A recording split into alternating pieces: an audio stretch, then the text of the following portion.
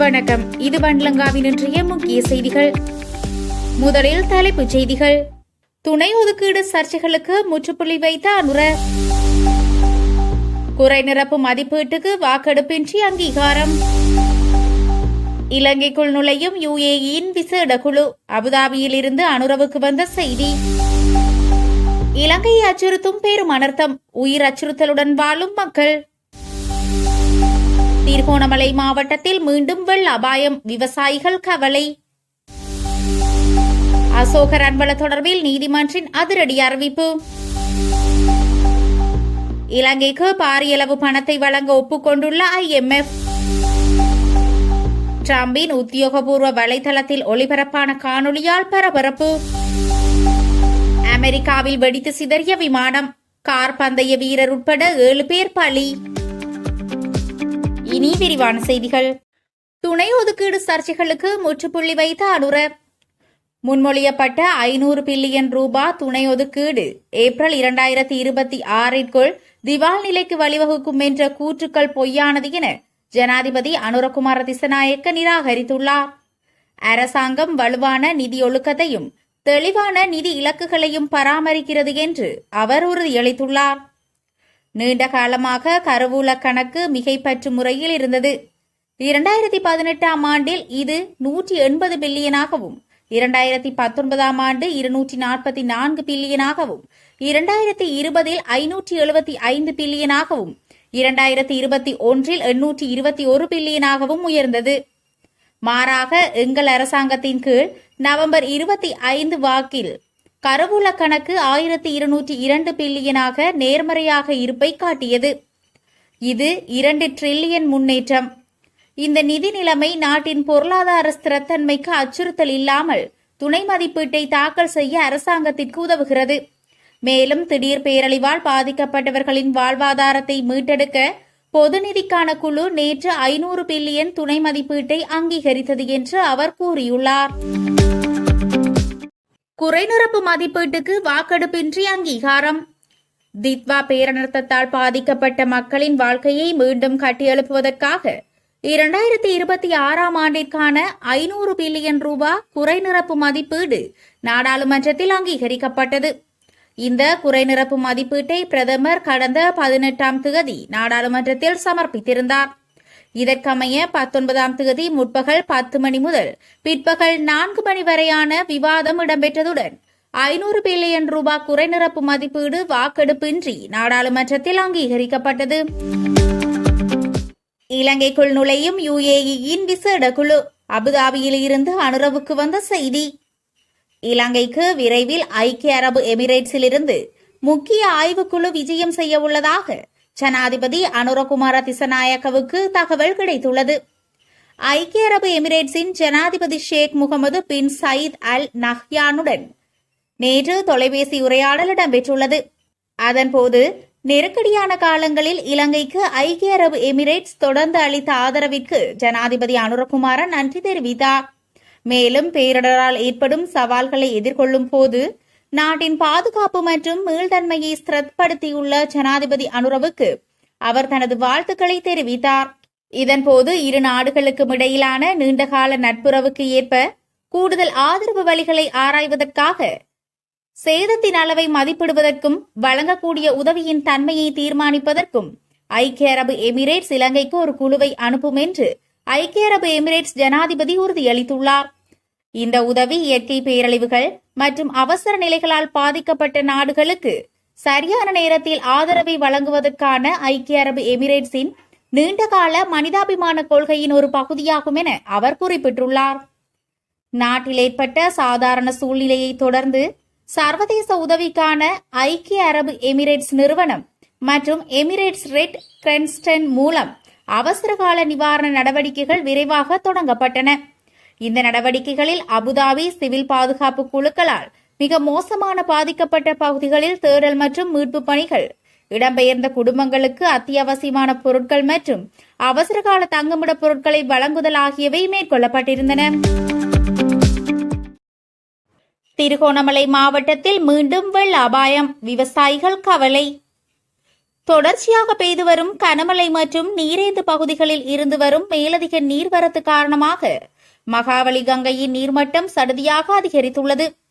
இதன் விளைவாக திருகோணமலை மாவட்டத்தின் பல தாழ்நில பிரதேசங்கள் மீண்டும் வெள்ள நீரால் சூழப்பட்டுள்ளன. குறிப்பாக வெண்டராசன் குளம் மற்றும் கந்தலாய் குளங்களின் வான்கதவுகள் திறக்கப்பட்டுள்ளதால் வெளியேறும் மேலதிக நீர் மகாவலி கங்கையில் கலந்து ஆற்றுப்படுகைகளை அண்மித்த பகுதிகளில் அபாய நிலையை உருவாக்கியுள்ளது. கிண்ணியா பிரதேசத்தில் மட்டும் கடந்த நவம்பர் மாத வெள்ளத்தினால் 10,000 ஏக்கருக்கும் அதிகமான வயல் நிலங்கள் அழிவடைந்தன. கடந்த வாரம் வெள்ளம் வடிந்ததைத் தொடர்ந்து விவசாயிகள் பெரும் சிரமத்திற்கு மத்தியில் மீண்டும் விதைப்பு பணிகளை மேற்கொண்டிருந்தனர். இருப்பினும் தற்போதைய 2வது கட்ட வெள்ளப்பெருக்கு அந்த வயல் நிலங்களை மூழ்கடித்துள்ளதால் விவசாயிகளின் வாழ்வாதாரம் கேள்விக்குறியாகியுள்ளது. அடுத்த 48 மணித்தியாலங்களுக்கு இந்த வெள்ள அபாயம் நீடிக்கலாம் என நீர்ப்பாசன திணைக்களம் எச்சரித்துள்ளது.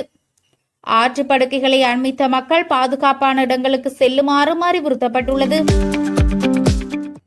இலங்கையை அச்சுறுத்தும் பெரும் அனர்த்தம், உயிர் அச்சுறுத்தலுடன் வாழும் மக்கள். இலங்கையில் ஏற்பட்ட பேரிடரை அடுத்து மலையகத்தின் பல பகுதிகளில் ஆபத்தான நிலைமைகள் ஏற்பட்டுள்ளதாக அந்த பகுதி மக்கள் அச்சம் வெளியிட்டுள்ளனர். கடந்த 17ஆம் தேதி மாத்தளையில் பல வீடுகளில் திடீரென வெடிப்புகள் ஏற்பட்டுள்ளதாக அந்த பகுதி மக்கள் தகவல் வழங்கியுள்ளனர். கழுந்தேவள பகுதியைச் சேர்ந்த நிலந்த பிரேம்குமார் என்பவரின் வீட்டின் தரையில் திடீரென வெடிப்புகள் ஏற்பட்டுள்ளன. வீட்டின் சுவர்கள் பல இடங்களில் வெடித்து விரிசல் ஏற்பட்டுள்ளதை காண முடிந்ததாக அவர் குறிப்பிடுகிறார். அப்பகுதி மக்கள் விரைவாக சம்பவ இடத்திற்கு சென்று கண்காணித்த போது வீட்டிற்கு அருகில் உள்ள பல வீடுகளின் சுவர்கள் திடீரென விரிசல் ஏற்பட்டுள்ளதாகவும் அந்த இடத்தில் ஒரு கழிப்பறையும் தாளிறங்கியுள்ளதாகவும் அவர்கள் சுட்டிக்காட்டியுள்ளனர். இது தொடர்பாக அப்பகுதியின் கிராம அலுவலருக்கு தகவல் அளித்த பின்னர் சம்பவத்தின் புகைப்படங்களை கொண்டு வருமாறு கிராம மக்களிடம் கேட்டுக் கொண்டுள்ளார். அதற்கமைய இந்த விடயத்தில் விரைவான விசாரணை நடத்தி என்ன நடக்கிறது என்பதை தெளிவுபடுத்துமாறு கிராம மக்கள் குறிப்பிட்டுள்ளனர். இதேபோன்ற மலையகத்தின் பல பகுதிகளில் வீடுகளில் வெடிப்பு ஏற்படுவதும் வீதிகளில் வெடிப்பு ஏற்படுவதாகவும் மக்கள் தெரிவித்துள்ளனர். மலையகத்தை சீர்குலைத்த தித்வா புயலின் பின்னர் இவ்வாறான சம்பவங்கள் அடிக்கடி ஏற்படுவதாகவும் மக்கள் கடும் அச்ச நிலையில் வாழ்வதாகவும் தெரிவித்துள்ளனர். அசோக ரன்வள தொடர்பில் நீதிமன்றின் அதிரடி அறிவிப்பு. முன்னாள் சபாநாயகரும் ஆளும் கட்சியின் நாடாளுமன்ற உறுப்பினருமான அசோக ரன்வள தொடர்பில் நீதிமன்றம் அதிரடி உத்தரவை பிறப்பித்துள்ளது.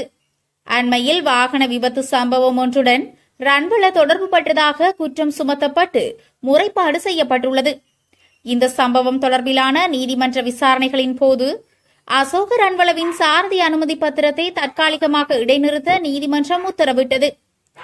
மகர நீதவான் நீதிமன்றம் இந்த உத்தரவினை பிறப்பித்துள்ளது. கடந்த 11ஆம் தேதி சபுகஸ்கந்த பகுதியில் இந்த விபத்து சம்பவம் பதிவாகியிருந்தது. மேலும் அசோக ரன்வள வாகனம் செலுத்துவதற்காக உடற்தகுதியுடையவரா என்பதை கண்டறிந்து அறிக்கை சமர்ப்பிக்குமாறு நீதிமன்றம் உத்தரவிட்டிருந்தது. மகர நீதிமன்ற நீதவான் பண்டார இளஞ்சிங்க இந்த உத்தரவினை பிறப்பித்துள்ளார்.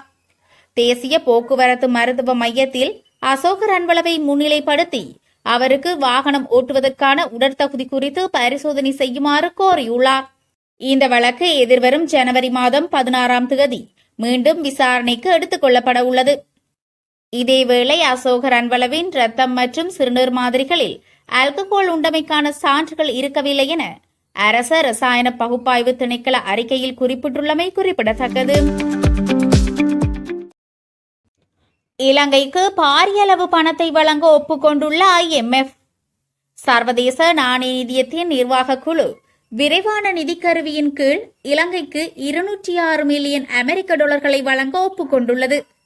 இலங்கை அரசாங்கத்தின் கோரிக்கையை பரிசீலிக்க சர்வதேச நாணய நிதியத்தின் நிர்வாக குழு கடந்த 19ஆம் தேதி கூடி தொடர்புடைய நிதி வசதியை வழங்க தீர்மானித்துள்ளது. தித்வா சூறாவளியால் ஏற்பட்ட பேரழிவால் ஏற்படும் சவால்களை நிவர்த்தி செய்வதற்காக இலங்கை அரசு சர்வதேச நாணய நிதியத்திடமிருந்து 200 மில்லியன் அமெரிக்க டாலர் அவசர நிதி வசதியை கோரியிருந்தது. அதன்படி நிதியத்தால் இலங்கைக்கு வழங்கப்படும் விரிவான நிதிக்கடன் வசதிக்கு கூடுதலாக இந்த நிதி வசதி வழங்கப்பட உள்ளது. சர்வதேச நாணய நிதியத்தால் வழங்கப்பட்ட விரிவாக்கப்பட்ட நிதி வசதியின் 5வது மதிப்பாய்வு நிறைவடைந்துள்ளது. மேலும் அதை அங்கீகரிக்க டிசம்பர் 15ஆம் தேதியன்று நிர்வாக குழு கூட திட்டமிட்டிருப்பதாலும் இந்த விரைவான நிதி வசதிக்கான கோரிக்கை காரணமாக அது ஒத்திவைக்கப்பட்டது.